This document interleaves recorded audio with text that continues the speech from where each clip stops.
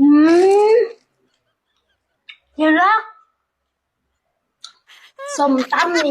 แซ่บแห้งอีป่ะไปซื้อห้านได้อันนี้ค่ะครับผมอืมถ้าไปโคตรกินในแซ่บร้านเลยกินในร้านครับ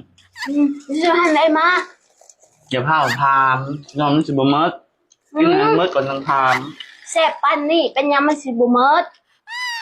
ฮะไปซื้อห้านได้มาโว้ยบักสิบแซ่บหนึ่งมึง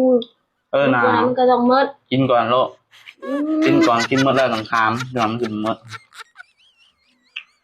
หน้าบอกมึงห้านได้มึงหนักอย่าไปซื้อเนี่ยพูดถึงทางเมียเก่าฮะซื้อทางเมียเก่าตลาดมันเริ่มสิบแซ่บแล้วแหละอันนี้สิบได้มันเริ่มสิบแซ่บแล้วแหละใกล้เลยแหละซื้อห้านได้กับบ่ซื้อห้านเนี่ยเก่าซื้อตายบ่กูขี้เดียดกินก็ได้เนาะเทินผ่านไปเลยเด้จะซื้อแล้ววะทางผ่านเนาะมันก็แซ่บมันซื้อห้านได้นี่ค่ะกินอื่นก็ได้ห้านเนี่ยเก่ามันกูกินห้ามสาวเก่าอย่างมันตั้งข้างๆกันเกี่ยวกินมึงซื้อห้านอื่นบ่ได้นะอันนี้ก็ห้านเมียเก่าอันนี้ห้านเมียเก่าเนาะอันนี้ห้ามสาวเก่าอย่างผ่านไปมันก็ต้องไปซื้อมือ25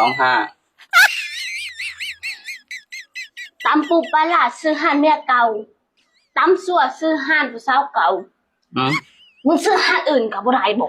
ห้านอื่นมันบ่มีแต่25อีกอย่างก็อีกอย่างก็ห้านเมียเก่ามันบ่มีตำสั่วตำมั่วนี่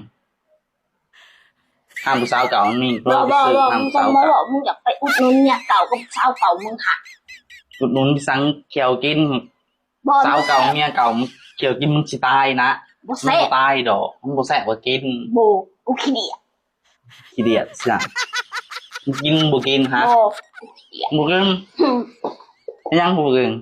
บ่ขี้เดียดสาวเก่ากับเมียเก่ามึงบ่กินบ่บ่กินเลยในเงี้ยไก่ไตมึงกิน